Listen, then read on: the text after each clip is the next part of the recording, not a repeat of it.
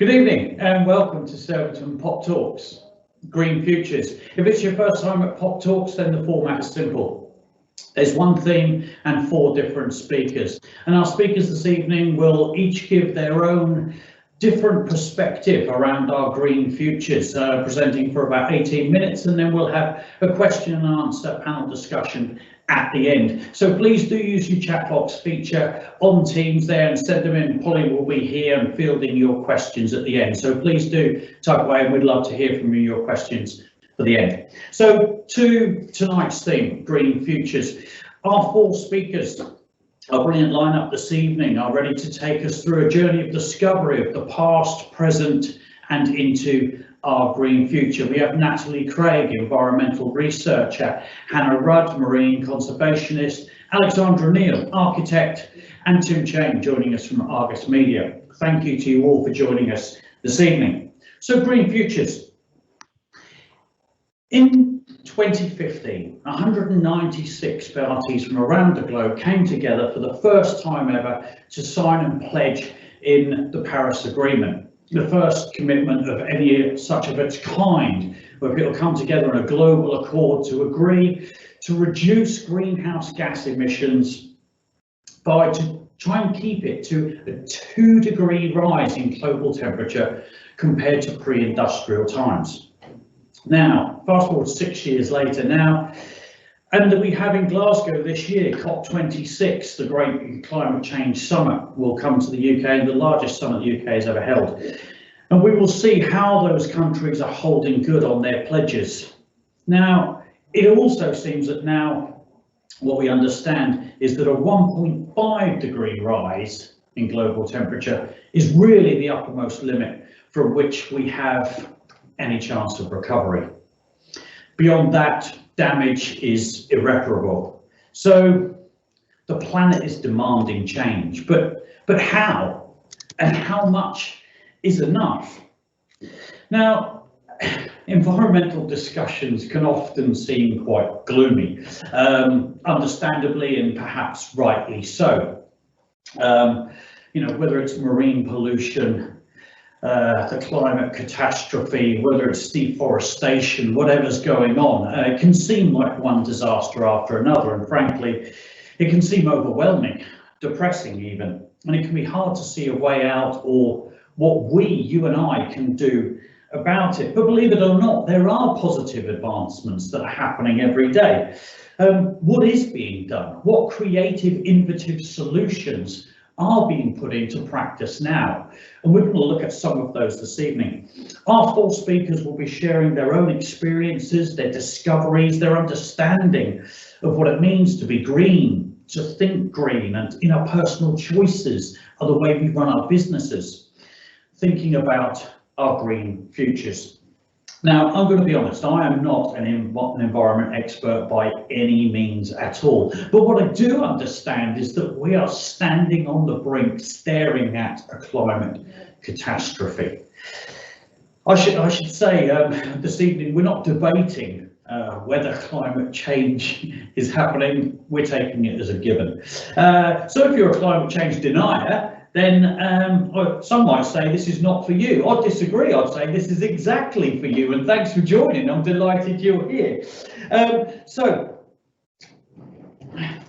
our speaker Tim this evening put me onto this book, Bill Gates. Thank you, Tim. And what a revelation. I love this. So if you want to inform yourself a bit more about what's going on, how to avoid a climate disaster, I thought it was a terrific read, and to be honest, what can be a very heavy subject made light, if that's possible. And one of the things Bill outlines in the climate catastrophe are the great contributors towards greenhouse gas emissions, and one of those is how we make things, notably making plastic, making steel, making concrete. And that steel and concrete is a particularly interesting one when we come to listen to Alex Neal and her work in architecture later on. We need solutions. When I was at school, there was very much a view that fossil fuels were a finite resource, and so we had to find renewable energies because they were running out. Things have changed. We don't need to find renewable energies because they're running out. By the time they run out, the planet will be no good for us anyway. We have to find renewable, we have to find solutions now, because if not, the burning of fossil fuels is going to kill us way before then. What solutions do we have? It's all very well buying an electric car if the electricity that charges that car is then run by a coal burning power station. There's so much to think about, and I mean that's just greenhouse gas emissions. You know, what about marine pollution? What about deforestation? What about the decimation of lands and communities because of whether it's meat industries or other things? This evening, on a journey through history, conservation, business practice and infrastructural redevelopment, our four speakers will be sharing their knowledge, their passions, their careers, their predictions possibly, and even their advice for green futures. Now enough from me. Our first speaker, Natalie Craig. Natalie's an old girl of Surbiton, and she left here in 2008 and spent the first part of her professional career in the corporate world of marketing. After 5 years, she left to study a master's in sustainable development.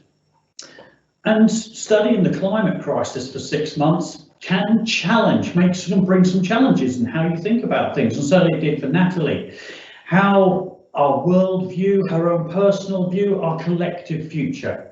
And since then, she's decided to commit to working on things that benefit all people and our planet, and she's here to share her fascinating journey with us this evening. Good evening, Natalie. Good evening, Stuart. Thank you so much for that very, very insightful introduction. I think there is no doubt that this is a confronting topic, and I am really grateful to be given the opportunity to speak to you all about my experience of studying this topic, and and a special experience that I had meeting people from all over the world. I think there's no doubt that the past year has been incredibly difficult on everyone. So just before we dive in, for me, it's really important to recognise how lucky we are to be part of this community that's asking questions about our futures and opening ourselves up to challenge and transformation, and listening to people who maybe don't all think in one way. And I've always felt at my time at Surbiton that it's full of amazing people who just want to do something positive in the world and have a positive impact on the people and the planet. So I was really excited to hear about this happening. And yeah, I'm really grateful to Stuart to inviting me along.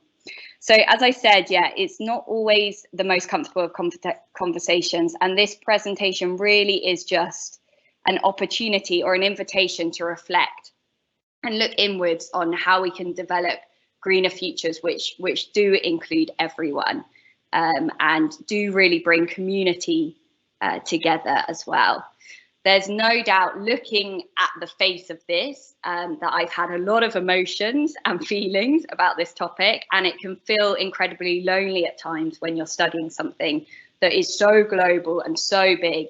And I think for young people as well on social media, it can feel like it's right in your home and you need to act now and people aren't doing enough. And there's a lot of feelings that brings out. And it's very common, especially in the UK, to hide our emotions, to keep them to ourselves, to talk in professional language, using big words and global concepts, rather than sort of getting under the skin of things. And I think it is important to open up space.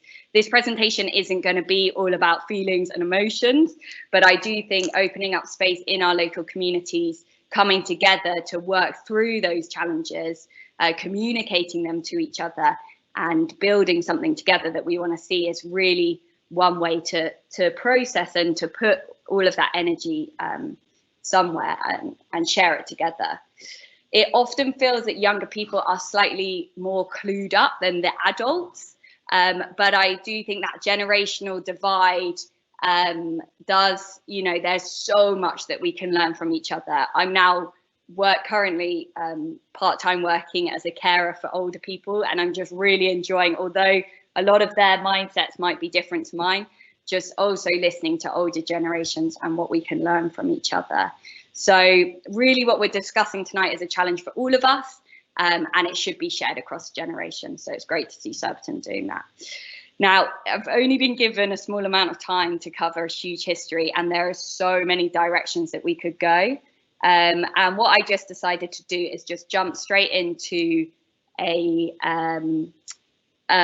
event that happened just before the pandemic. So in February 2020, you can see me, I'm the fourth from the left on the second row. And I found myself in Colombia as part of a project that was sailing across the Atlantic for 2 months. And I want to just share some of the stories or the messages from a couple of the women that I met there. So the project was called Sail for Climate Action, and it was focused on connecting those in Latin America and the Caribbean and opening up spaces in Europe for their voices to be heard. It had 17 different countries in there and 2 Indigenous communities. So we are a really eclectic group, a mix of all different nationalities, languages, life experiences.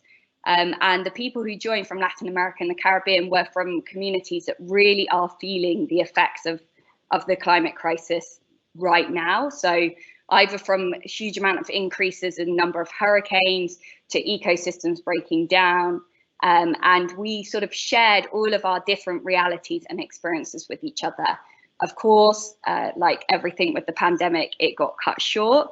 And we've just all been, that group have really been working at ways of how to bring Latin and Caribbean voices to places that just, aren't used to hearing from them or aren't given the space to hear from them in the past. So yeah, it's great that we can do that this evening. And this time that I spent with those people really, as Stuart said, shifted my understanding of our global history, our politics, and the impact of sort of enforcing Western values across the globe. So personally, I thought I had a relatively good handle on what it means to care for the environment. I had done my master's and I had been a part of another European project. And I sort of had this understanding, this is a great link, which we can share afterwards, but this story from AOC around the Green New Deal, this understanding that we knew about climate change. In 1977, 1982, Exxon had done their study. They knew what was going on in the seas, and they sort of doubled down and hid that information from people. That was the history that I understood. And then from there, the climate conferences sprung up, and as Stuart said, the Paris Agreement was signed in 2015. But what I learned was that actually we hadn't gone far enough back. My studies in a Western university didn't go deep into our actual collective history of colonialism, and connecting the changing Earth's climate and our collective history really is vital. I just like this quote from Carl Sagan: you must understand the past before you understand the present. I did a degree, my first degree in history, and for me that's the way that I make sense of the world. And I sort of felt like I had not been lied to, but just things had been missed out. And what I learned from my friends on that ship was that I really only knew a tiny amount of the story and the impact of what colonialism really means. So just before we jump into colonialism, I think it's really important to spend a minute just thinking about this fact. So less than 5% of the world's population is Indigenous people, yet they protect 80% of our global biodiversity. Their role, and so this is just a quote from a article, but their role is under discussion by world leaders this week. And again, their role under discussion by world leaders, it just shows how unintegrated Indigenous people are within world leader political discussions. 80% of global biodiversity, we simply would not be having this conversation, this meeting, if it hadn't been for the work that these people have done to protect our planet.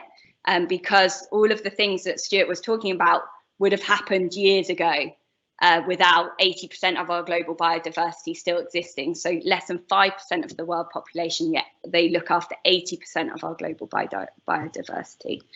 I think it's really, really important to just let that sink in. So these people have been defending the environment from a Western view of progress, and that, you know, we are in their debt really for 80% of the biodiversity still existing. So colonialism, it is defined as a practice of acquiring full or partial political control over another country, occupying it with settlers and exploiting it economically. Now, we know that lots of countries in the last 50, 100 years have gained their independence, but have we truly left this behind? And this is just a question, again, to think about. How does political control or non-political control over people still exist today? Have we left this really and truly behind? When Stuart and I were talking, we talked about how it would be good to share examples or what's happened due to colonialism. So the impacts of oil drilling and spills, deforestation of the Amazon with land grabbing, the alarming rate of murders of environmental defenders in South America and other parts of the world. And, you know, I think these stories are incredibly important to share, but they're not where we stop talking, because often we can get caught up in this narrative. So on this slide, you'll see two maps. On the first map is the emissions by country, and on the second map are the people at risk within those countries. And you can see the difference of the emissions, the people responsible for the climate crisis, and the people feeling the effects of the climate crisis. And again, a really important thing for us to understand, and I really urge anyone to get on Carbon Map and play around with this because it's incredibly eye-opening. Really important, you know, fact and reality to understand, but again, not our place to stop, because it can often reduce countries to victims and we miss the message that they're trying to tell us. And again, I'm not going to tell that message in the best way possible, because I am not an Indigenous person of South America. I've been, you know, grown up in the Western world. So like, I'm still not going to do it justice, but I thought one way that we could do it justice is by hearing from them directly. And there is so much more work that we could do to partner with people from across the planet to hear about their realities.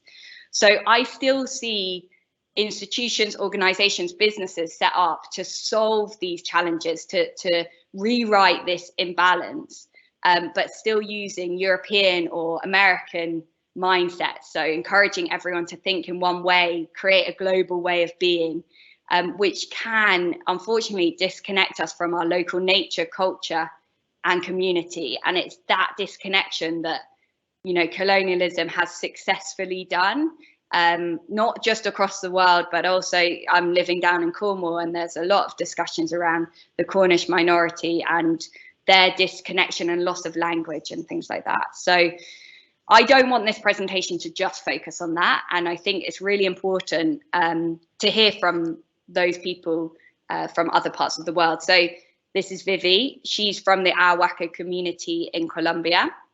They have for generations fought for their rights and way of being to be recognized. It was only in 1992 that they were recognized legally as people in Colombia, because they weren't following the Colombian way of being, and they stayed on their land. They've had their land recognized. It's called the Sierra Nevada and Corazon del Mundo, the heart of the earth, as it represents every ecosystem. Again, we can go into so much more detail on this place, and I would love for Fee to share that with us at some point. But I think her message is really important. So first of all, I want to send a hug with a lot of love and full of hope in these difficult times. The experience of having participated in Sail for Climate Action, a space where I met Natalie, allowed me to understand that the world is still closed to allow space for other identities, that the world is still deaf, and that Indigenous communities are still relegated and represented by other voices that are not like ours. But this world, even ignoring spaces for political negotiation, still has much to offer. This is an invitation to listen and learn with great introspection of what we have to teach. So you can also see in the next slide, this is a sort of outline of the project that they're working on to recuperate and preserve the ecosystems and free them from the sort of destruction that has happened within their lands by human intervention, and to bring sort of to rebalance the inappropriate land use, using ancient knowledge that has been passed down through generations. So it's just an incredibly inspiring group of people that we all have, I think, a lot to be inspired and learn from. Another person that I was lucky enough to actually share a room with was Yake, and she's from the Matsuyenga community in Peru. And again, I just asked her to share a message with us all today, and this is what she said. Our planet is dying day by day. If we do not take action now, we will soon cease to exist. Indigenous peoples have been taking care of our Mother Nature. She speaks to us every morning when we wake up, when we open our eyes, when we feel the aroma, when we breathe fresh air, when we see 1,000 colours. A lot of life, from the smallest microorganism to the most giant animal. You can help stop the accelerated change because you are the hope of a promising future. The earth cries out for your help. She also shared projects of reforestation that has been working on across South America, particularly ones that are strengthening the management of the forest by including native and peasant communities, rather than the sort of Western conservation model that would at times remove people from the land to conserve the land. And huge amounts of reforestation and protection, like 54 million hectares of tropical forest by 2021 is their goal. So both incredibly amazing women with incredible stories, and I really don't think this talk can give their work justice, but I'm just really grateful to be able to share some of their words. At the moment, I'm reading a great book called Braiding Sweetgrass, written by Robin Wall Kimmerer, a Native American woman who works with Indigenous wisdom, scientific knowledge, and the teaching of plants. And I'm only a few pages in. I like to recommend books when I've only just started reading them, but I really enjoyed this quote. For all of us, becoming Indigenous to a place means living as your children's future mattered, to take care of the land as if our lives, both material and spiritual, depend on it. And I think this is a really nice invitation for all of us to really look at what Indigenous means to us wherever we're living in the world. And most of, the majority, I presume, on this call is in Surbiton. So what that means for the Surbiton community, the nature that exists around Surbiton. What can we learn from these communities?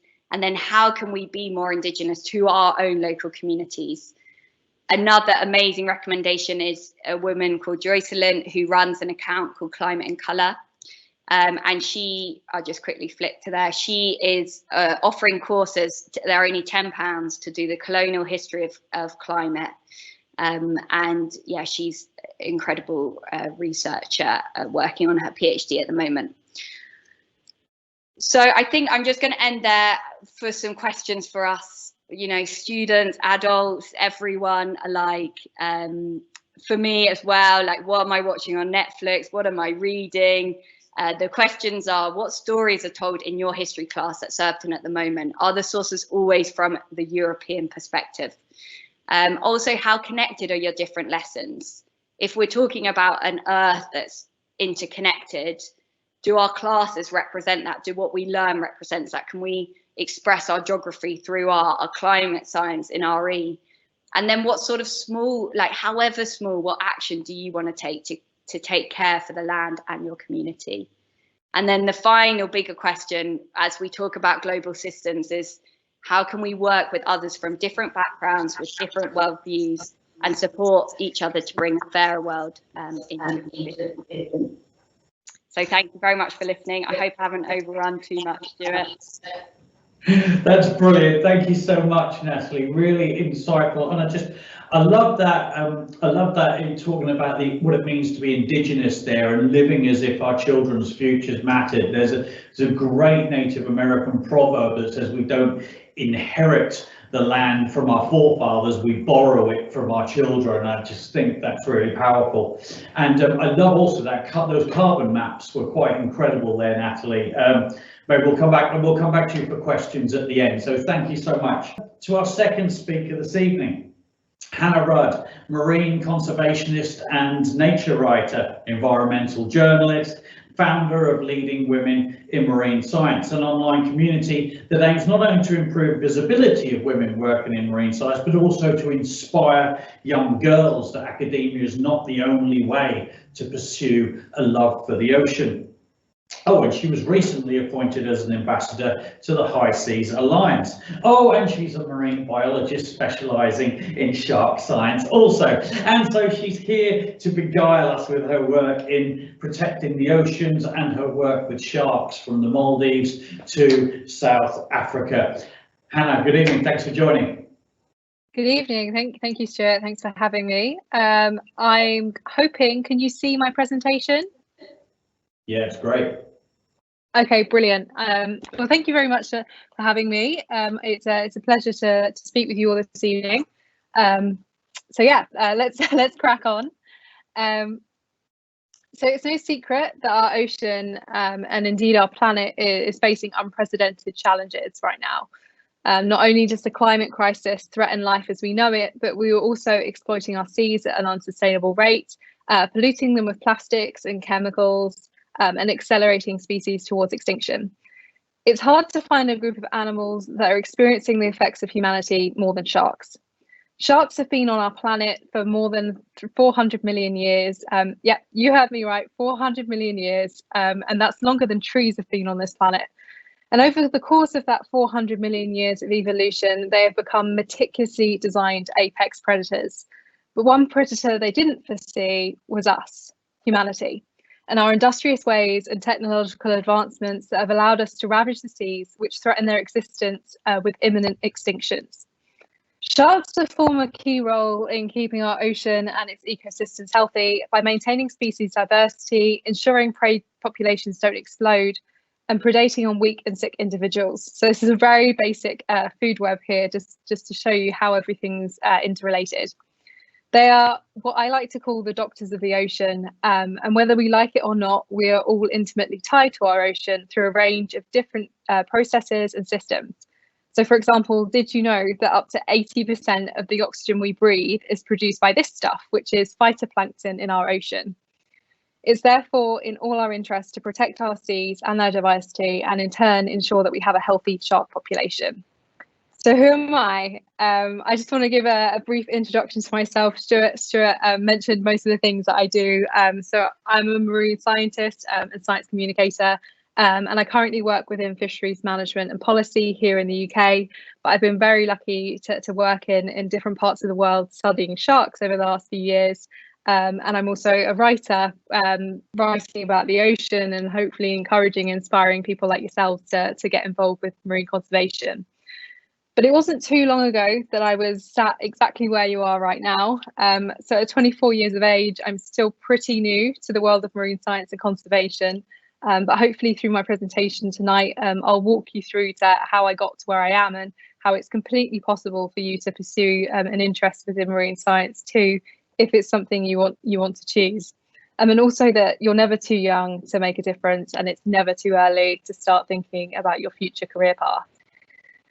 So you've probably seen Blue Planet 2 and other documentaries, or by the incredible team at the BBC Natural History Unit, led by Sir David Attenborough, or perhaps you prefer watching National Geographic or even Discovery Channel, or maybe you don't watch any natural history documentaries at all, in which case now is as good a reason as ever to start.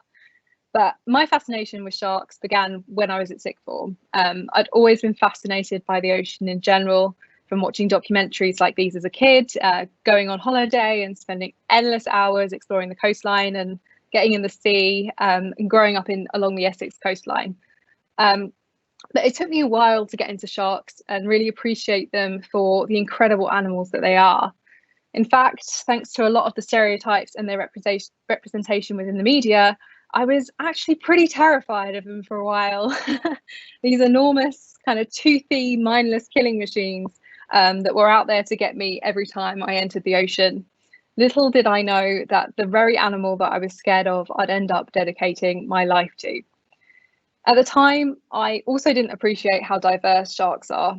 There's over 400 different species that have adapted to a wide variety of niches and habitats across the world's oceans, from giant filter feeders like the whale shark to tiny glowing sharks in the deep sea like velvet belly lantern sharks, which have a ridiculously cool name.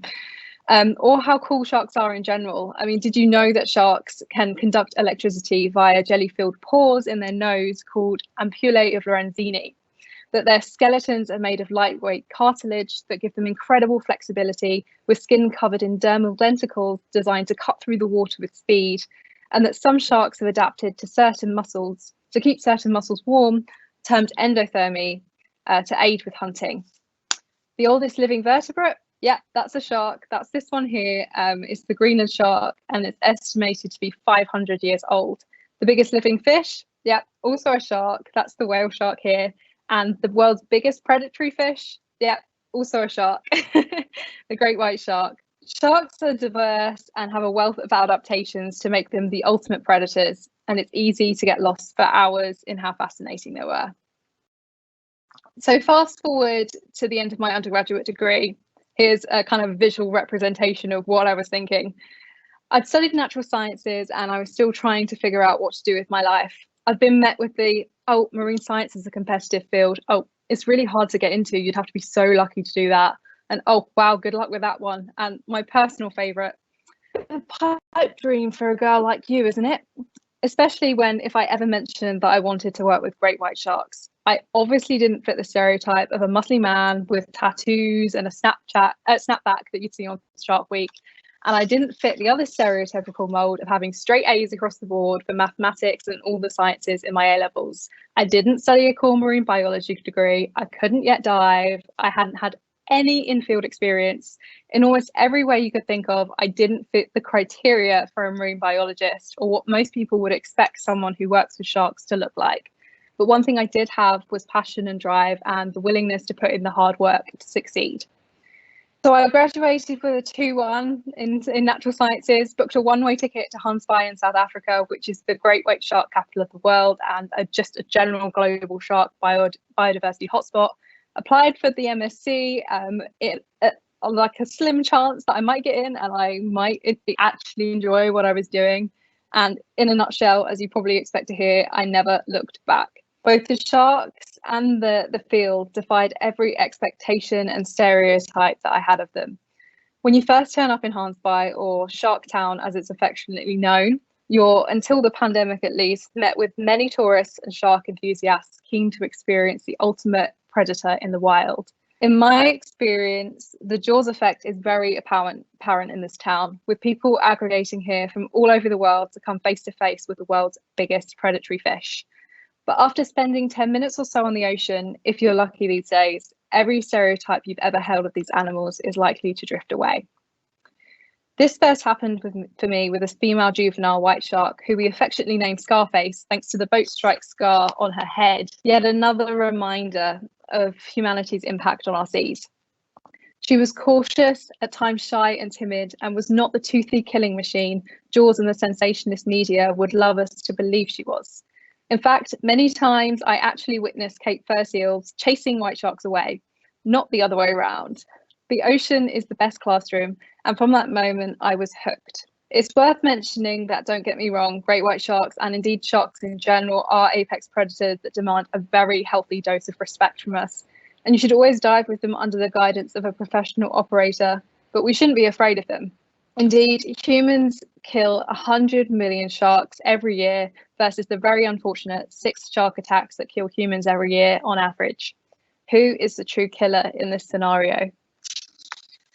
Being in the field with sharks of any species is an incredible experience, and depending on the study species and location, your schedule will vary slightly, but overall it will usually be early mornings, long hours on the water, and with any luck, lots of shark activity. There's a myth that all shark science is solely focused on tagging, and whilst tagging is a very important element, and we'll come on to that a little bit later, shark science is also so much more than that. A lesser known area of shark science falls within marine social science. How do humans interact with and perceive sharks? How do we reduce human-wildlife conflicts? What tools can be used to improve shark conservation support, like ecotourism? This is what I looked at in South Africa with great white sharks and through surveying tourists. How can cage diving be used to change public perceptions of sharks and defy the jaws stereotype? How influential is the portrayal of sharks in the media to how willing the public are to support shark conservation? Turns out the tourism industry has a pivotal role in fostering pro-shark conservation perceptions through emotional engagement with these animals and challenging those stereotypes. So the industry is not without its problems either, and my research in the Maldives demonstrated this through assessing the importance of robust marine protected area management to minimising disturbance to whale sharks during tourism interactions. Scientists also take observational data of behaviour at the surface, so like predation events, for example, and also environmental variables like cloud cover, water temperature and wind speed to see any correlations between them and shark activity or movement. And you can also use something really cool, which is called a BRUV, or a baited remote underwater video system, which is essentially a GoPro and bait that you descend to the seafloor, leave it there for a couple of hours, and then you can review the footage to really get an understanding of behaviours underwater in their natural environment, and also species of abundances, which is really cool. In the work that I've done both South Africa with white sharks and the Maldives with whale sharks, our core data collection was observational data like this and focused on taking individual ID photographs. Every white shark has a unique pattern of notches along the trailing edge of its dorsal fin. And every whale shark has a unique pattern of dots along its gill slit. You can see these in the red box here. These can be used to identify individuals and gauge an understanding of their population. Plus, every shark has a unique personality.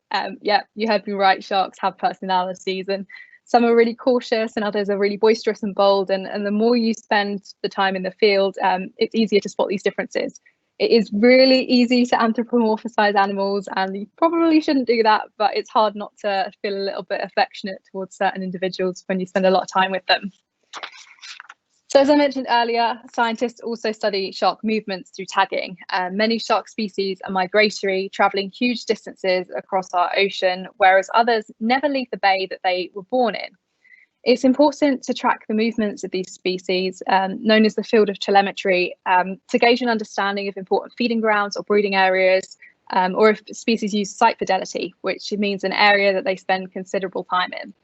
There are many types of tag, from expensive satellite tags, which you can see in the left-hand corner, which can cost up to £5,000 or more, to acoustic tags, which are a little bit cheaper, and you can see those in the middle there, and they ping to receivers.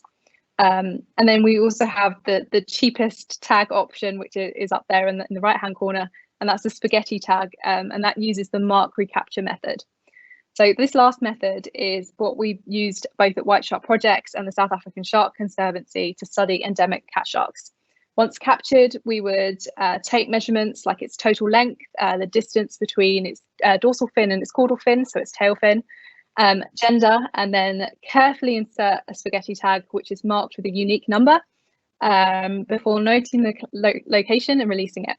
If someone else captures that individual, they can find them the unique number, and then we take the same measurements, the recapture site, and report it back to the local research institute in South Africa, and then that monitors the data rates and the movement patterns. So in the face of a global challenge like climate change, data like this is hugely important to not only understand the impacts on individual species, but also entire ecosystems at a range of scales from localized to global. As I mentioned earlier, sharks are the doctors of the ocean, and their populations have the ability to influence populations of other species below them within a food chain, and this is known as a trophic cascade. Warming seas are also present other issues, like habitat loss or degradation, changes in prey distribution and abundance, reproductive success, and bioenergetic inefficiencies, which all impact shark populations. Then we also have to consider how this is related to other human-induced pressures like pollution and overfishing. All of this research is vital to our understanding of how best to protect sharks, whether it's through fisheries management plans or marine protected areas, for example. International negotiations are currently taking place for the management of the high seas, which is a vast area of our planet that covers almost half of its total surface area and lies beyond countries' national jurisdictions. These areas are integral for shark migrations, but we need more data to aid decision making on what areas are best, because resources are already stretched, and this is a huge expanse of our planet to effectively monitor, manage and enforce. So this summer there is the ratification of the High Seas Treaty, fingers crossed, which is the first treaty of its kind in more than 20 years, looking at ocean protection, and hopefully it will deliver 30% of our ocean to be protected by 2030, and sustainable fisheries management, which are very, very key to allowing ocean recovery and allowing our oceans to thrive once again. Here in the UK, we have over 40 different species of shark, both migratory and year-round, and gathering more data on these to inform UK policy is something I'm currently working on right now to hopefully inform management decisions like these. So that's the basics of shark research and policy, just a little bit of a whistle-stop tour in terms of some of the data scientists take to understand their behaviour and their ecology. But there are also plenty of other ways to get involved with the field, including understanding their physiology, predator-prey dynamics, marine social science, education and outreach, and even media. So whatever your skill set, if you have an interest in sharks or any other field of conservation, then you can pursue a related career. Conservation is a team effort, and people make conservation. How are we doing for time? Am I okay? Yeah, you're good. Good, awesome. So the shark science field, I just want to cover this a little bit too, because part of the reason why I didn't think I could pursue a career in shark science was the representation of women through the media. So the shark science field, when I was out there in South Africa and other places in the world, completely defied my expectations. It is filled with many women, many incredible, intelligent, passionate, driven women, just like me and you, who have a desire for knowledge and making the world a better place. The ratio in shark science in South Africa, at least, dare I say it, is probably more women to men, which I would never have believed before, based on seeing things in documentaries.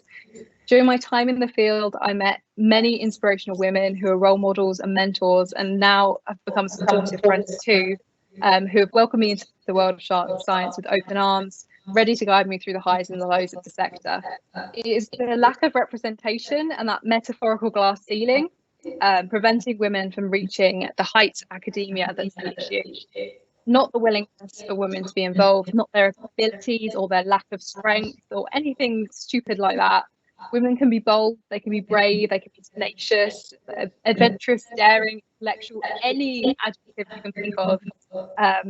And women can be anything they want and more. And finally, times are starting to change in this field. Trailblazers like Dr. Sylvia Earle, Eugene Clark, Valerie Taylor, the list goes on, and they're all the reason I'm able to virtually stand here today and talk to you about my early career. It will inspire you to either pursue a career in ocean science or indeed follow your own path, whatever it may be. For science to be robust and to be resilient to the problems facing our global community, we need diverse leaders. Now more than ever, people like you, young women like you, entering the field and becoming the next generation of ocean protectors. Only 30% of the world's researchers are women. 30%. It is vital that we consider to shatter the glass ceiling, pull up more seats at the metaphorical table, and to create a world where both diversity and equality are prioritised. You can be a part of that. You can be a part of the fight for a brighter future for our planet, our global community, and our diversity. Never has there been a more urgent time for people like you to join the movement for a more sustainable future. Each and every one of you has a powerful voice that you can use to make a difference. And you can start today, whether it's a blog or a social media feed, writing to your MP, or even telling your friends to spread awareness. You can all use your voice to build a better world. Be proactive with what you want to achieve. Since that first trip to Handsby back in 2018, that first kind of leap of faith, if you will, I have been on a roller coaster of a ride that I never, ever thought that I would be able to ride. Securing my master's, getting to study White Sox again, securing my first paid job after university. The list really does go on, and the sky is the limit. I'm just getting started, and none of this would have been possible if I hadn't had the courage to follow my dream career. Test the waters, also to speak and effectively not listen to what other people All of this is within your reach too. I'm not special. I've just decided to go and follow my passion and make it happen, and that's something that you can do too. It all starts with you. If you have the passion, the drive, and determination to succeed, anything is possible. I was just like 2 years back with many people telling me it wasn't possible, and I'm here to show you today that whatever you want to achieve is within your grasp. Yes, it's hard work. It's not all easy. Conservation is a very competitive field, but there is also room for us all, and times are changing. So whether you have it figured all out right now or you don't, that's absolutely fine. And whether the ocean runs through your veins like it does mine, or you think it's kind of cool, and maybe you don't even think about it at all, I hope today I've inspired you to not only pursue your passion in life, but also to remember to forget about the stereotypes and to experience life yourself, your way. And maybe, just maybe, I'll see you out in the field on a shark boat sometime soon. In the words of Dr. Sylvia Earle, you should be scared if you're in the ocean and you don't see sharks. We all share this planet together as a global community, and as stewards of this world, we all have the responsibility to create a healthier future for all life on Earth. Every action you take adds up, however great or small, and we can all be ocean protectors and break the stereotypes. Thank you very much. Hannah, thank you so much. What an inspirational talk, and so much for your experience there coming through as well. And some amazing statistics as well, like just 100 million sharks killed every year, just dumbfounds me. We'll come back to you for more questions later, but thank you so much. On to our next speaker, Alexandra Neal, an architect.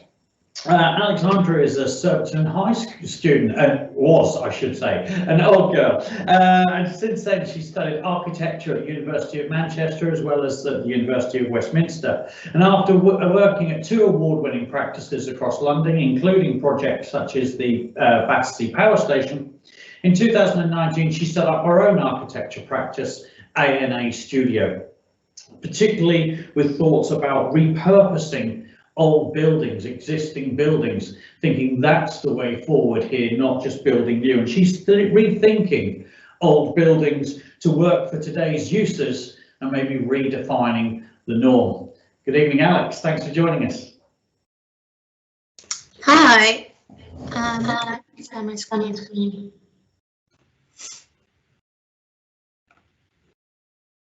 Can you all see that? Yeah. Can you hear me? Yeah, that's great. Yeah. Perfect. Thanks very much for your introduction. And as Stuart said, I'm a qualified architect and I studied at Surbiton High between 2000 and 2007. So very happy to be talking to you all today about green futures. So I suppose we all know that we should be more sustainable, more socially responsible, more ethically minded. And we're all hoping we're making a positive contribution for the planet. But are we in reality? Or do we just justify our life decisions based on what others do, be it what our friends do, society, governmental decisions, or legislations? Or does it all seem too big to get a handle on?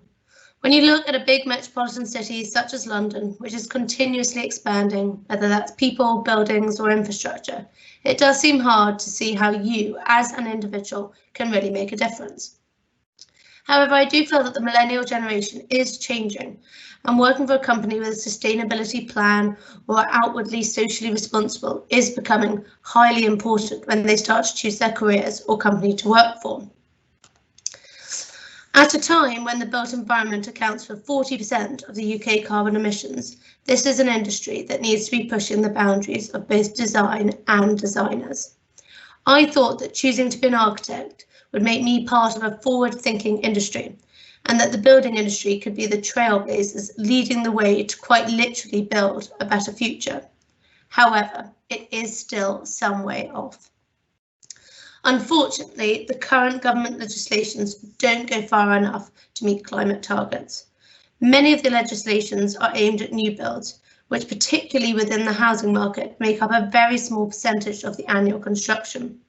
They often introduce schemes or codes, but shortly after decide to change the system or the point basis, meaning that they're not taken seriously or incorporated if the client or project can get out of it. One such recent example was called Code for Sustainable Homes. There was a mandatory method introduced in 2007, which assessed and certified sustainable design and construction of new homes. There were 9 categories of sustainability, and one of them interestingly looked at sustainability in the form of longevity for the home user. So it included provision for corridors to be wide enough to work for wheelchairs or step-free access, meaning that the house worked for the life cycle of the user. However, Code for Sustainable Homes was only compulsory until 2015 and is now voluntary. Most clients building new multiple homes are not going to commit to more rigour than necessary, and currently us, the end user, are not requesting such systems. The relatively short life cycle of these and many other sustainable schemes mean that long-term projects, which go from a long project inception to completion, often mean that projects fall through the cracks and don't deliver a sustainable project. And then when you do start to talk about sustainable architecture, they often become these unrealistic concepts which confuse clients, seem expensive, and then they choose not to buy into them. I believe that instead the building industry and designers should be ensuring that suitable systems that will work for the specific project are being utilised. An example of a project that some of you might be aware of is Strata Tower in South London. It is distinctive for having 3 wind turbines at the top of the tower, which are supposed to generate 8% of the building's electricity. However, back in 2010, it was voted Britain's ugliest building, and those living in the upper floor penthouses even objected to the noise and vibration of the spinning blades once they'd bought into the system, and then required them to be turned off between 11 p.m. and 7 a.m. each night. If you go past this building, which is easy to recognise, the turbines are rarely spinning even during the day, and is estimated to have generated close to 0% of electricity. I think rather than expensive sustainable or so-called sustainable systems added to a building, architects should be designing buildings with sustainability integrated. One of the most effective ways is to create a building that will stand the test of time. So looking at new builds versus what we already have, new builds, particularly in the residential market, make up such a small percentage of our housing stock. Over the last 10 years, on average, 0.55% of the housing stock are built each year. The area that I believe needs to be focused on more is our current houses. Out of the existing 23.4 million homes in the UK, nearly 76% were built before 1980. Only in 1980 did building regulations introduce a requirement that homes must include insulation. This means that most of the homes we live in are not fit for purpose right now. And yes, we need to be moving the construction industry forward, but we also need to remember that the new builds make up a very small amount of the housing stock in general. So investing in technologies and design to improve our existing housing stock is equally as important. As an architect, I think it's important to find solutions for the current housing stock, which creates spaces that are appropriate now and for the future users and uses. This allows each individual to start small and start making their own environment more sustainable and being socially responsible. Rather than looking at the whole of London or relying on the government to introduce tougher restrictions, we can look to our own homes, however small it may initially seem.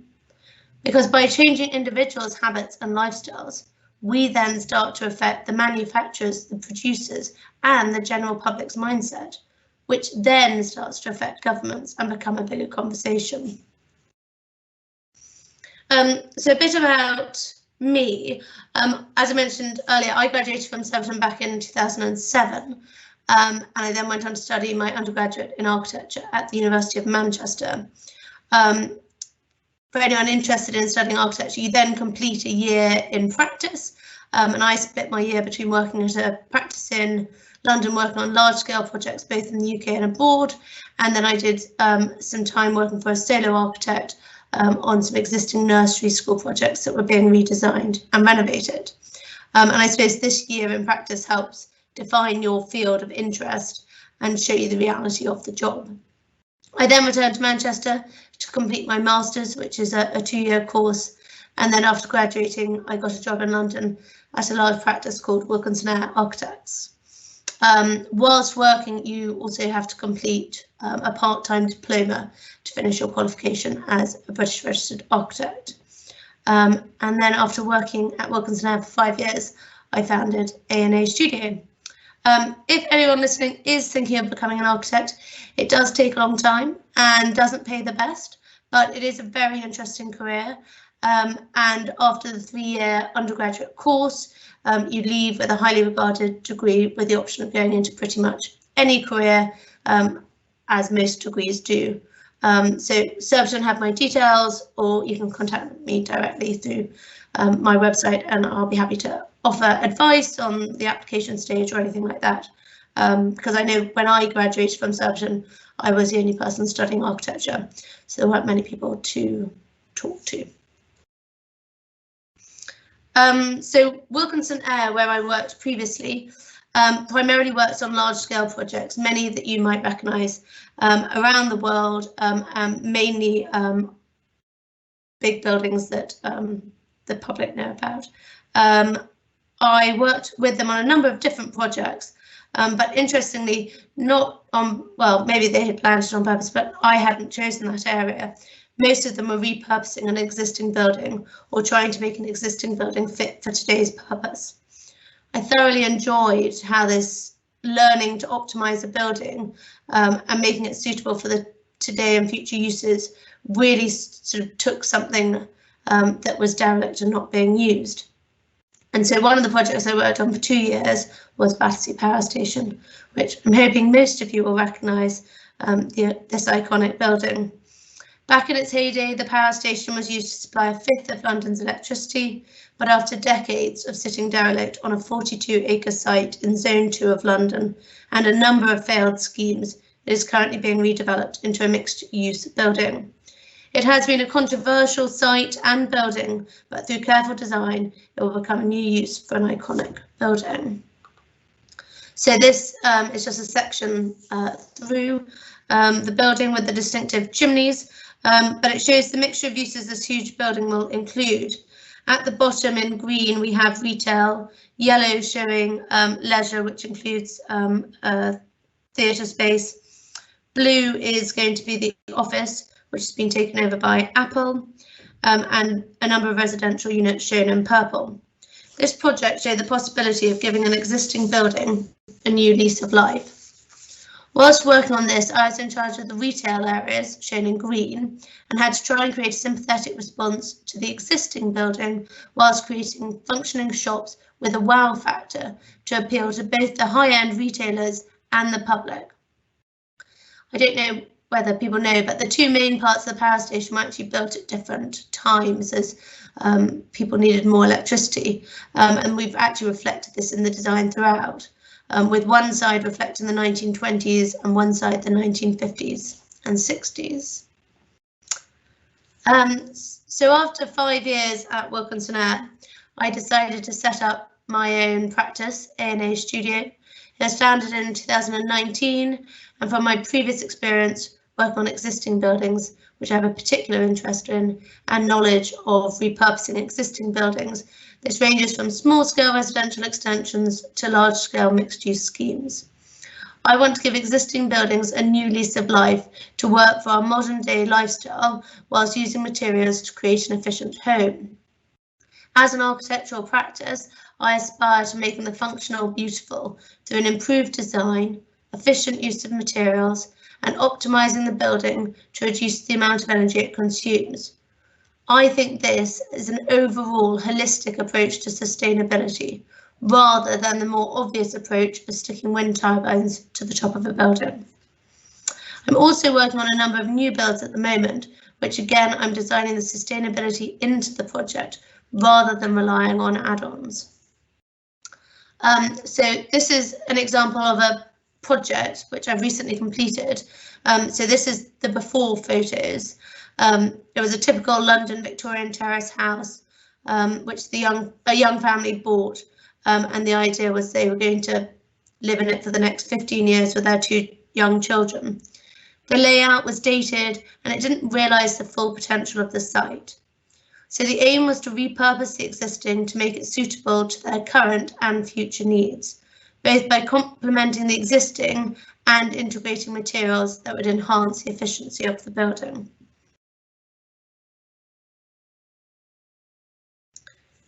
NH Studio completed a ground floor, rear and side extension and first floor extension, plus a general renovation to the entire property. Downstairs, we created a large open plan kitchen, dining, living room with an exposed brick wall, feature glazing and exposed structure. We retained the front reception room and created a downstairs loo and utility room. We added a good sized family bathroom in the loft, which you can see at the top in the bathroom, with a walk-in shower and feature bath. During the design and build stage, we carried out testing to ensure that the house was well insulated, naturally lit where possible, used efficient heating methods and suitable materials to make sure that the family home would meet their current lifestyles, but would also stand the test of time and allow their family to grow into it over the years. This picture shows the new open plan kitchen, dining, living space, which was once a cramped kitchen with a dining table and an unused part of the garden to the side. This space, even though open plan, has clear uses and works for this family, whilst retaining a separate reception room. The feature glazing running the length of the room allows for natural light, and using energy efficient glass will help to maintain the room without having to add a lot of extra heat. And then we use specialist glazing to limit overheating. So yeah, I think that making what we already have rather than building new and bad is potentially the way forward. But yes, thank you for listening, and hopefully I've offered you some food for thought. If you have any questions or would like to talk to me in the future, please get in touch. Thank you. Alex, thank you so much. Really interesting to hear about your ideas about the industry and how actually, I mean, the figures that you give there as well were absolutely stunning, how much existing stock there is that can be used in the UK. Okay, moving on swiftly to our last speaker this evening, Tim Chain. He's in business development in Argus Media.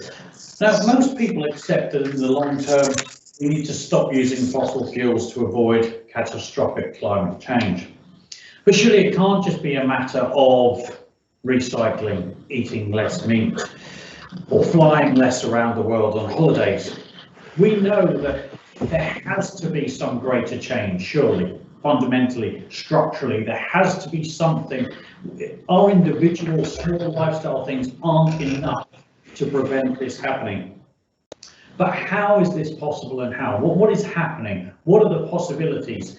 So Tim is here to describe some of the work that he's involved in decarbonising industry and transportation, and looking forward to some real future solutions, perhaps, that might take us there. Good evening, Tim. Thanks for joining us.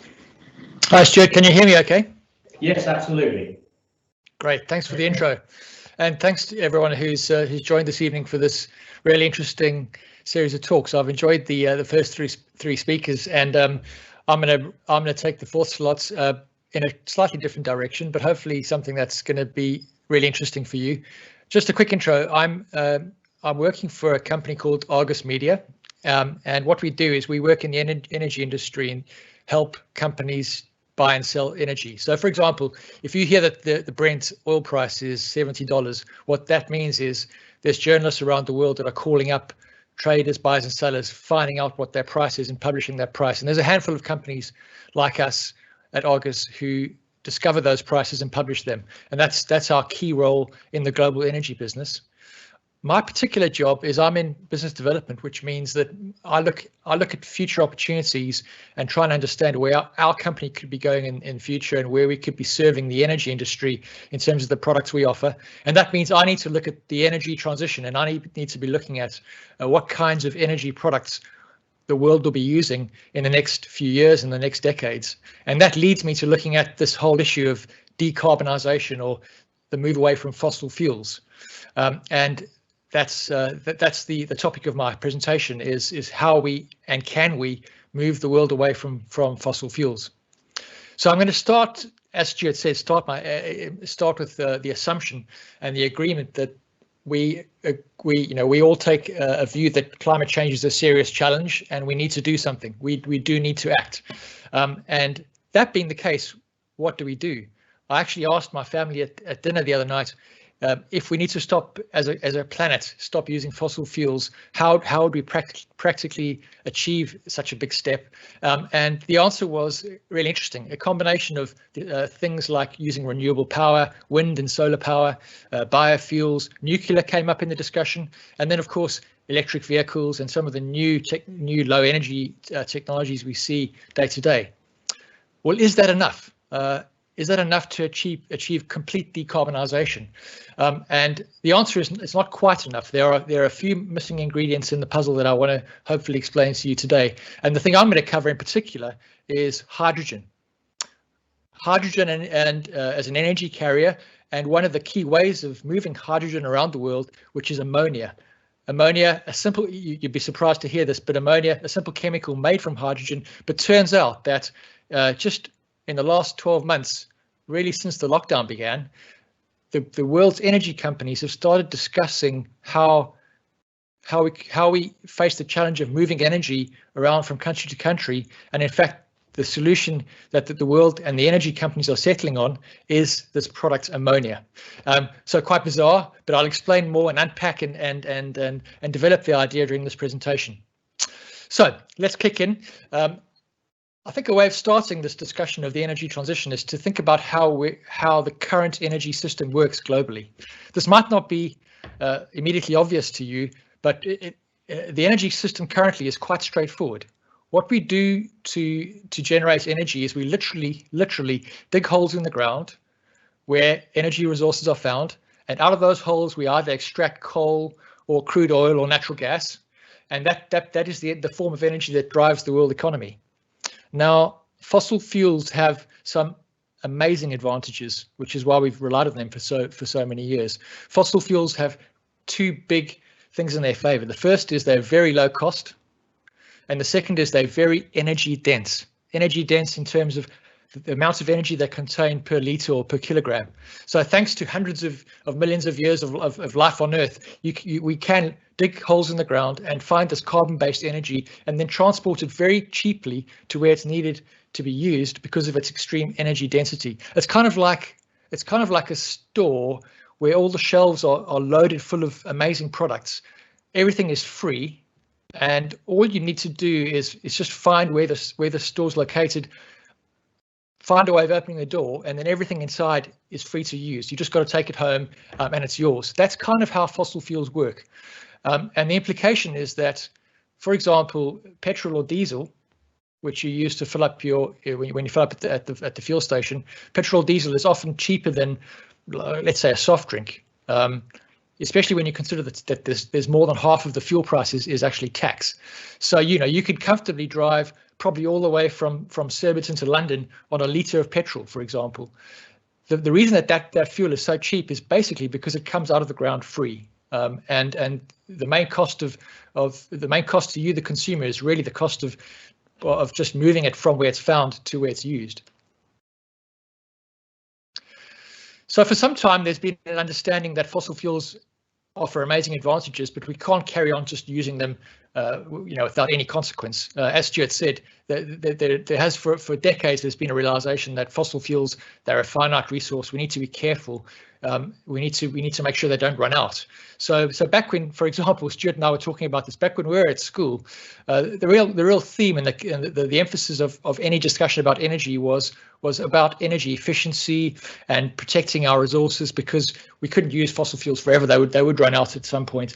So we need to focus on thinking about how to make our cars more efficient, make our homes more efficient potentially, or even move from less carbon intense fuels to more carbon intense fuels. Perhaps there was an early discussion, but something that's happened probably in the last 5 years, perhaps, or slightly more, is that especially governments, but also companies and consumers have realized that fossil fuel reserves are not the challenge, of course. It's climate change that's the challenge. And the finite resource we have, which is much more pressing, is the amount of CO2 in the atmosphere. So instead of being in a position where we need to limit the amount of fossil fuel we use because of its resource. We need to limit the amount of fossil fuel because we can't put that much carbon into the atmosphere. And so it's pretty clear. It's pretty clear now that we will long stop using fossil fuels before they run out. And in fact, the aim is really to leave as much of the fossil fuel reserve in the ground as we possibly can. So that being the case, how do we actually stop the concentration of CO2 going up in the atmosphere? How do we wean ourselves off this amazing resource that we've stumbled upon in terms of coal and crude oil and gas? Well, it can't be carbon based. Let's start with that assumption. So yes, my family's answer was correct. The future has to be based on these non-carbon versions of energy. So nuclear power is definitely an important mix, energy source in the mix for the future. And we do really see nuclear power being an important energy source looking long-term, especially. The challenge of nuclear power, of course, is the political issues. No one wants to live even within 1,000 miles of a new nuclear plant. So getting any of those nuclear plants signed off is very, very difficult. And I think there's going to be a whole lot more work that needs to be done to prove to society that nuclear plants are safe. But lots of people are doing that work, and I think eventually it will happen. So nuclear plants, yes, that's probably a key ingredient of our future zero carbon energy mix. But I think in the short term, renewable energy is probably the more likely option, which we're going to go for in an even greater way than we have so far. And when I say renewable energy, I'm thinking here of energy sources that are not depleted. So, for example, wind, solar, wave, geothermal, hydro energy. These are really weather-related or earth-related energy sources which don't run out, and therefore they're an amazing source of zero carbon energy. So that being the case, if we're thinking of the future where we're basing our energy requirements almost entirely on renewable energy, wind and solar mainly, and perhaps nuclear energy, is there enough? You know, you do see wind farms all over the place, especially when you go on holiday. You see arrays of wind farms. You often see solar panels spread across the countryside. Is there actually enough renewable energy, in particular, if nuclear is a challenge, to meet the world's energy needs? And the answer is quite straightforwardly yes. In fact, you can meet the whole world's energy requirements just from covering a small part of the Sahara Desert or even a small part of Australia with solar and wind power. So absolutely, absolutely true that we can meet the global energy requirements with renewable power alone. That means, of course, that there is a solution, but it can't be that easy. Otherwise, we'd be doing that already, of course. So let's think about the challenges offered by renewable energy, and there are a number of challenges and lots of problems to solve, which is really the focus of what I'd like to tell you today. So, what are the challenges of zero carbon energy, of renewable energy? Well, the first is weather. Naturally, we know that the sun doesn't always shine, the wind doesn't always blow, so you can put in place all kinds of renewable energy assets, but you're not going to be producing power on an ongoing basis. You're going to have ups and downs, which are difficult to manage when you want power to be supplied to users on a constant basis. That's a challenge. The second big challenge is location. So there really isn't enough renewable energy near to where we need it. For example, here in the UK, we've got amazing wind resources in the North Sea, and we are one of the world's leading producers of wind power, but we don't have nearly enough sunshine, as you know, from just about any day when you look outside. And also we don't have enough space for all the solar panels that would be needed to generate that much solar power. So even after considering the full maximization of our wind and solar energy requirements, resources in the UK, we would still need to import energy as a country. That's challenge 2. The renewable power isn't available in enough quantity where it's needed.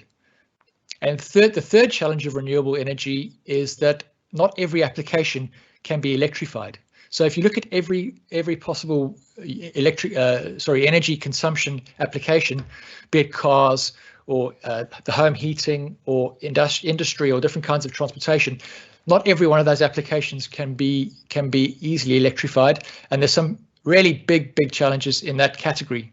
In particular, transportation of large amounts of people or product is a challenge for electrifying. So ships and airplanes are particularly difficult to electrify with batteries. That's a challenge. And then there's some really big industries like the steel and cement industry, which are almost impossible to electrify using renewable power. So they need some other kind of renewable energy source. And those industries together, so cement, in particular cement and steel and plastics, and then shipping and aviation, those account for a very large share of global CO2 emissions. And that means that we need a solution that's suitable for those applications if we want to get to a net zero position in terms of our overall carbon emissions. So what's the solution? Well, there's I try to describe it as 3 steps, really. The first step to completely decarbonizing is produce as much renewable power as you can, as close as possible to where it's required. So, for example, in the UK, we need to build as much renewable power as we can, connected through the grid to our homes for home heating, for charging our electric cars, and for all the other applications that we can use that renewable power for. So wherever possible globally, you're going to start seeing, and already are seeing, the installation of renewable power as close as possible to the end use. And that's a process that's well progressed, and I guess one of the reasons why my family recognised that as one of the solutions when I asked them yesterday. Step 2 then, in terms of the decarbonisation sequence, is to think about how you can store energy when that renewable power is not available. For example, during the night when there's no solar or when the wind's not blowing. And one of the most promising technologies currently around is when there's excess renewable energy available from those wind turbines and from those solar panels, to use that electricity to convert water into hydrogen using straightforward electrolysis. So splitting the water molecule into oxygen and hydrogen. And that means that when the wind's blowing especially hard and there's no one boiling their kettles, you can produce hydrogen, store that hydrogen, and then use it later in energy applications like home heating and other suitable applications. In fact, aviation fuel is one future application of hydrogen, which I think was the subject of a discussion in a previous POP talks. But also other ways of using hydrogen, for example, in fuel cell technology for trucks and cars in the future. There are lots of different applications for hydrogen, which will become particularly interesting. So that addresses one of the key challenges of renewable energy, which is that interruptible power generation. Hydrogen gives us a way of storing that energy chemically, which can then be used later. But I want to get to step 3, because step 3 of the sequence in my plan to decarbonize the globe is the one that I'm most involved with day to day, and that's addresses a more pressing issue in the global energy system, which is the fact of the location of renewable energy resources compared to where the renewable energy is required.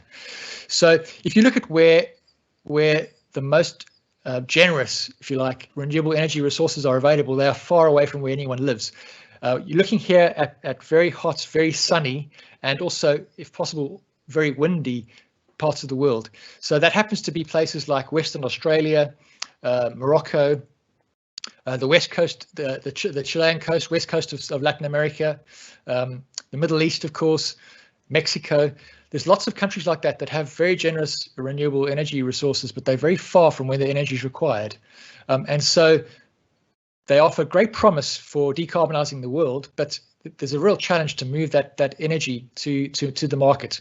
It turns out to be very, very expensive to move electricity very long distances. So it's not practical to move renewable power from Western Australia through to Japan, for example. That's just not feasible. So we need another way of carrying that energy in a form which is more effective. And for many years, the perception of the energy industry, was that we'd be moving that energy in the form of hydrogen, because hydrogen has been around for a while. It's been well understood. That electrolysis process is well established, and so for many years we were thinking that in the long-term future we'd load hydrogen into ships and we'd move hydrogen from these renewable energy producing countries to the countries that are requiring that energy for consumption. But just as I was mentioning in the introduction, just in the last literally 12 to 18 months, there's been a dawning realization that there's another chemical available which is quite easily produced from hydrogen, and a much more cost-effective way of moving energy around. And I've actually got two different chemical models here, because I wanted to make a point about the simplicity of the solution.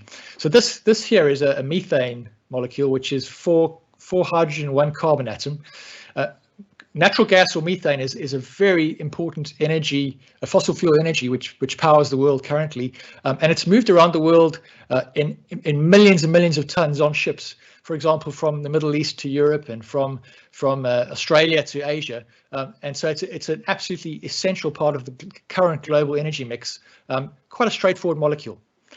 Ammonia here is very similar. You can see just in terms of basic understanding of chemistry, ammonia is a single nitrogen atom and 3 hydrogen.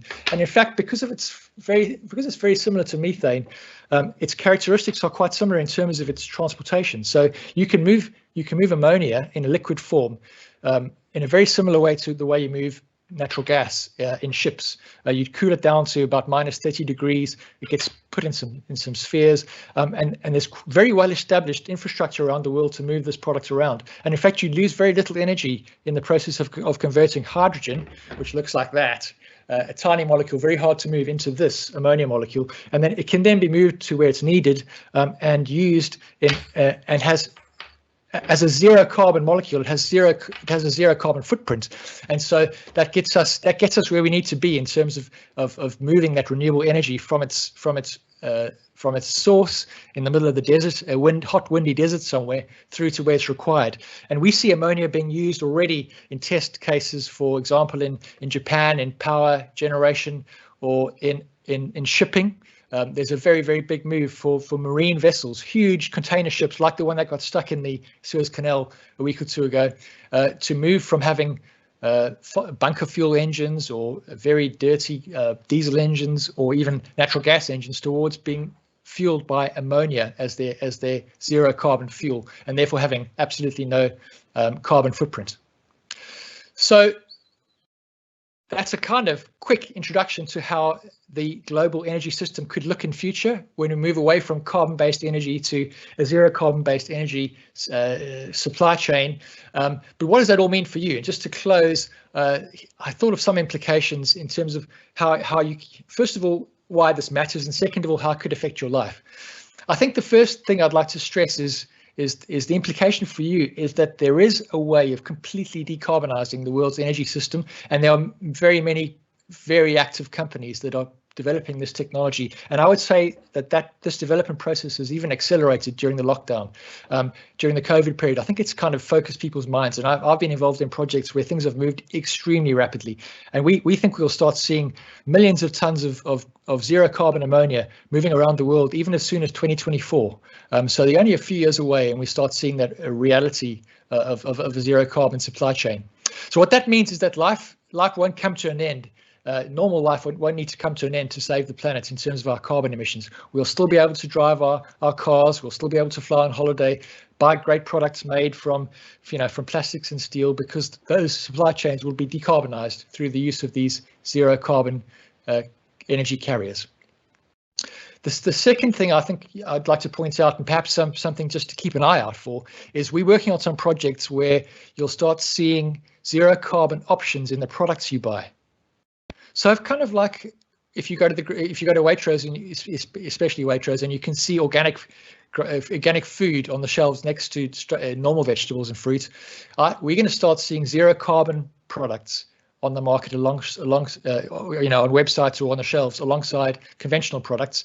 There's still some work to do in terms of certifying these products. I mean, how do you prove that a product is zero carbon? Governments need to get involved with policy and certifications, but this is coming. And in the future, I'm convinced you'll be able to choose zero carbon products. So for example, we did a calculation.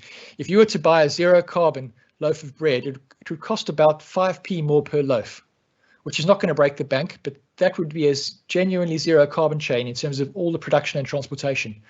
Another example we're working on is a zero carbon shipping option. So for example, in the future, when you buy a TV which might be shipped from China or Taiwan, you might be able to choose to pay £1 or £2 more on the purchase price and have zero carbon shipping from Asia to Europe. Or you might be able to buy a zero carbon shirt for a few more pounds, only a few more pounds, for example. Or I suspect we might see in future that Amazon might offer a zero carbon Prime delivery subscription based on completely renewable energy in their delivery system. We believe that this consumer pull will be really important in developing these zero carbon technologies, which are very expensive. We call this the willingness to pay. And we think that the rich countries will drive the initial investments in these zero carbon technologies because of customer pull rather than government policy, which always takes longer and is more complicated to get into place. But that rich country privilege we have of paying a little bit more for our zero carbon products is something that only we can afford. So I'm very conscious of the fact that developing countries need zero carbon or low carbon energy sources which are cost effective. Lots of developing countries many developing countries around the world are energy poor. They have very few fossil fuel resources. That's partly the reason they are poor. And many of these countries are heavily based on coal-based power generation. So we need a situation where energy generation in developing countries becomes more cost competitive based on these zero carbon fuel options. And the technology is certainly heading in that direction, and there's some very exciting things happening. For example, in Japan, there's currently tests underway where ammonia is being co-fired in coal-fired power generation plants. So burning 20% of the energy requirements in a coal-fired power plant might be provided by ammonia and the 80% by coal. And in future that technology is improving. So we could see quite soon a situation where developing countries could start co-firing ammonia in their coal-fired power stations and rapidly reducing their carbon footprints. Ultimately, of course, aiming at a point where they could produce all their electric requirements based on imported green ammonia, zero carbon ammonia, where they would be able to, cost effectively reduce their carbon emissions. And I also wonder perhaps in the future whether this new green energy revolution will be kind of similar to the mobile phone revolution we've seen in developing countries. You may have been to Egypt or Morocco or countries like that where you've seen farmers in the fields, plowing up the fields with oxen, and I've seen this several times. You might see a mobile phone on their belt. So they've gone from zero electronic communications to mobile phones without any intermediate steps. I suspect we might see green energy, zero carbon energy in some developing countries in a similar way. Some homes in developing countries will probably see zero carbon energy electricity delivered to their door before they ever had any fossil-based electricity delivered in the past. So a kind of proper leapfrog to the future technology which might be available to them in the decades to come.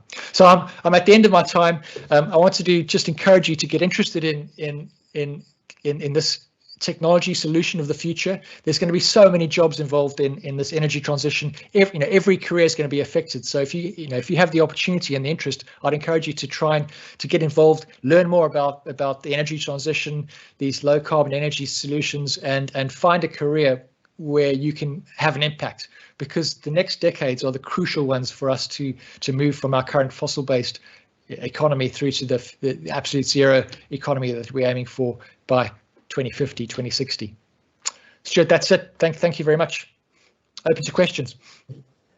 Tim, thank you very much. Thanks for your time. Wonderful. Just eye-opening to understand about what the possibilities are there of ammonia and how electricity and the energy needs are transported around the world. So thank you. I'm going to throw this straight open to Polly, who sat there watching the chat forum, and see what questions we've had coming in for our speakers. Polly.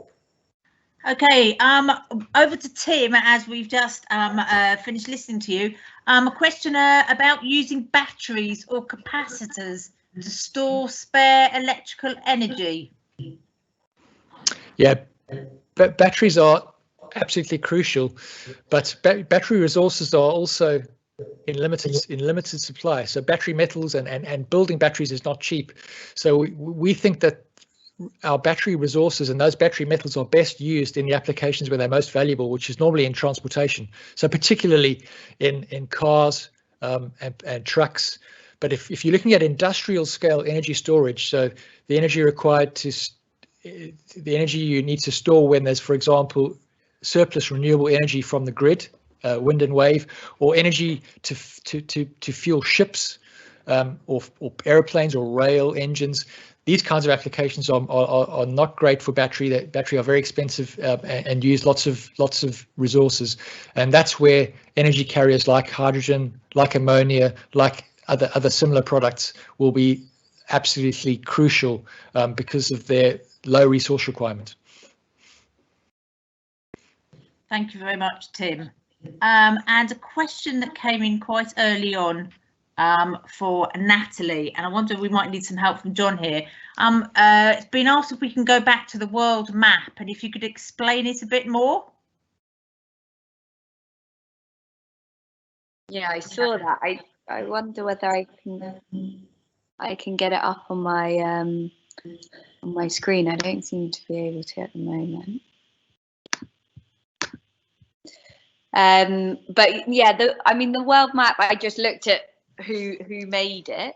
It was originally created as an entry for the World Bank's app for climate competition and recently updated for The Guardian. And it looks at carbon emissions. And I think, to be perfectly honest, just spending some time on the website is probably the best way to do it, just to play around with the different maps. And I think they did this way of showing, you know, when we hear about carbon and how much carbon is being used, it can be very scientific and not very, what's the word that I'm looking for, like pull you into the conversation, because it's just a lot of numbers and a lot of science, which works for some brains and not for others. So yeah, this map is just a way to explore visually what extraction, emissions, consumption really looks like. And I would just really encourage you, Emma, to get onto the link. I'll link you in the chat as well, so you can play around. And yeah, but I didn't create it. I'm not the brains behind it. So yeah, have fun with that one. And just another one for the students out here. We've had a question. Where can they go to get involved in climate conservation? I mean, have you got any tips for companies, charities that they should approach? From my point of view, like from the student side, I would really encourage looking at organisations such as Fridays for Future, who are doing a lot of work, like being involved in youth climate activism or advocacy, has been really eye-opening for me and has led me into meeting lots of people from over the world. So Fridays for Future is a decentralised organisation that exists all around the world, and they have different ways of working together. If you're looking for more conservation spaces, I would say looking, and you're particularly interested in Indigenous peoples and protecting Indigenous people and working with Indigenous people, then Survival International is a really, really, really interesting organisation who do kind of challenge the WWF model and have some interesting insights into the world of conservation of the past and how it could be moving into the future. And then I think for sharks, like Emma will know many more. I'll hand over. Thank you, Natalie. Yes, we've just had a question in, Hannah. Are sharks being killed for their fins? Yeah, so I can, before I go into that question, I just wanted to add to the last question. Another group that's worth getting involved with is Youth for Our Planet, which is a global network of youth voices across the world, empowering both in the climate emergency, but also the ecological breakdown too. So that's another one to look out for. So in terms of sharks, there's a number of threats that are facing them, and yes, the fin trade is one that's fueling the interest in them from the fishing sector. But there's also other areas as well, such as bycatch. So they're really vulnerable to dying in gill nets, for example, or trawls as a non-target species, just because of where they frequent. The fin trade is quite a difficult area to navigate because it's culturally important to the Chinese and other Asian communities. And this goes on to a lot of what Natalie was saying earlier on, in Western society kind of perpetuating their beliefs onto other cultures, which I don't believe in at all. We need to work with other communities rather than against them. So the fin trade is quite a complex matter, but it is one of the primary drivers for sharks globally in terms of fishing. It's just how we navigate that and try and make it sustainable. Sharks have a long maturity, a slow growth rate, and they don't give birth to a lot of babies. So they're very different to other types of fish that produce a lot of young every time they reproduce. They do it very frequently, teleost fish. So it can be difficult to find sustainable shark fisheries, but it is definitely possible, and it's something that they're looking at to provide for those communities around the world that depend on shark meat and shark fins for cultural reasons and also their primary sources of protein. So it's important to engage in those conversations. Thank you very much. And just one other question on you touched on sharks in the UK, but if you wanted to study shark science, do you have to go abroad, or are there any programs in the UK at the moment? So yeah, so here in the UK we have around 40 different species of shark. 21 are migratory, and the rest of them are here year round or a deep sea species. So there's a lot going on. There's no programs that I know of that you can directly get experience with sharks in the UK unless you're involved with, for example, some local wildlife trusts run tagging programs. So I'm not sure a voluntary perspective how easy it is to get on those programs, but my key advice would be to engage on social media. There's a very welcoming community of shark scientists and conservationists that are open and willing to answer your questions. You know, get involved in the policy area here in the UK. That's something that we can really kind of push hard on, both on an international stage and also a local one. And also just the wider marine environment as well. You know, it's important to have a holistic ecosystem-based approach to shark conservation, and the things that you can do to tackle plastic pollution, to tackle climate change, they all make a huge difference. So in a nutshell, there's a lot you can do from home. Lovely, thank you. And Alex, lovely to hear that you're willing to help our budding architects. We have a number of them at the moment, so I will certainly send them your way. But a question here, what opportunities are there for architecture abroad to help with climate conservation? Oh, Alex, you're mute. Sorry, I don't know specifically about climate conservation, and I don't know now that Erasmus is no longer, but previously when I qualified with the Architects Registration Board, you were allowed to do one of your 2 years that you have to do in practice abroad. So I'm guessing there's going to be ways to make that happen again post-Brexit. But there's also quite a lot of big companies in the UK that have offices abroad, so you can definitely work for a UK company and move abroad.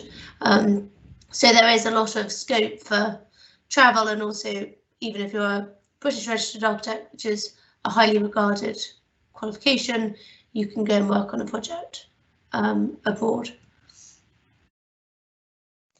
Lovely, thank you very much.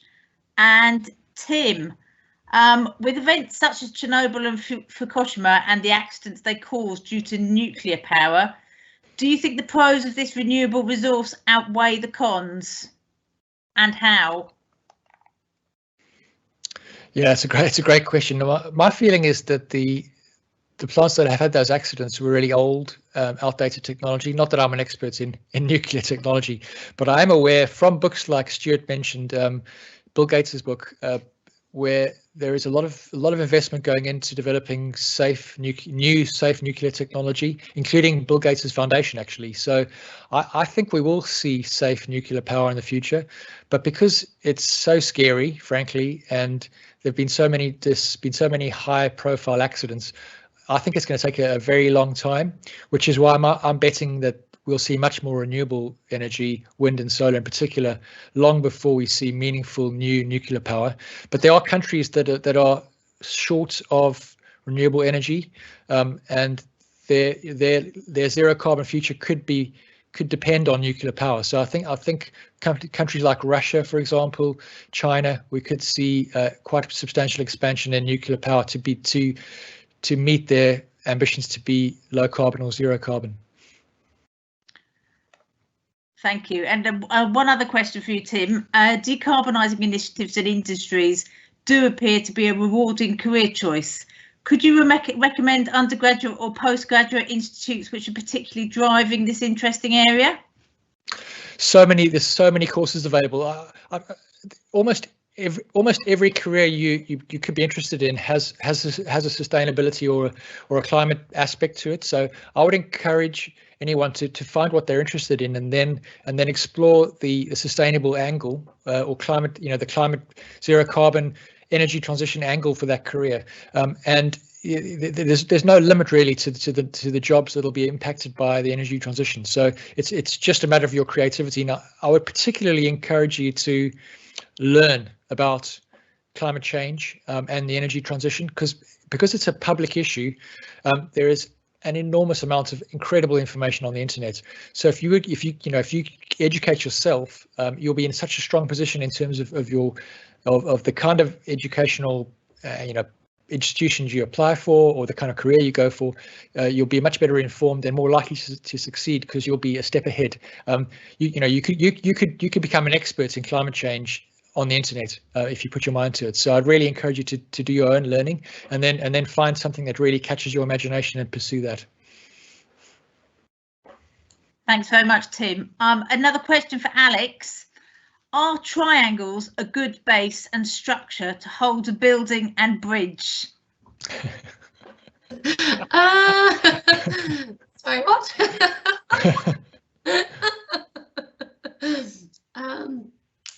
Not entirely sure what that means. I'm afraid I'm going to pass that on back to you. Maybe hopefully Mia will come back to us with a little bit. Stuart, back to you. Brilliant, thanks very much, Polly. And thank you to our speakers. The one thing that I see a common thread running through what our speakers have said this evening is that you hold a lot of power, I think, within yourself, whether it's you're making your own choices to be educated, whether it's how you view and think of Indigenous peoples and their lands and how we are treating those, whether it's your impact to drive and follow the passion of your career and believe in it, whether you want to be a protector of the ocean or whatever it might be. But also both Alex and Tim talked about in their own about consumer pull and how our individual choices can actually help to drive change. So we started by saying 1.5 degrees. That's the utmost limit of which from which we can really have any chance of recovery. Let's see what's going on, and there's a lot happening, as you can see, and a lot going on for the future. Maybe you'll keep an ear out for COP26 in Glasgow in November, and we'll see how those nations keep making good on those pledges. But that's it. Thank you very much to our speakers this evening, to Natalie Craig, to Hannah Rudd, to Alexandra Neal, and to Tim Chang for their illuminative talks. And thank you for joining us. Thanks very much. Take care of yourselves. Let's take care of each other. Good night.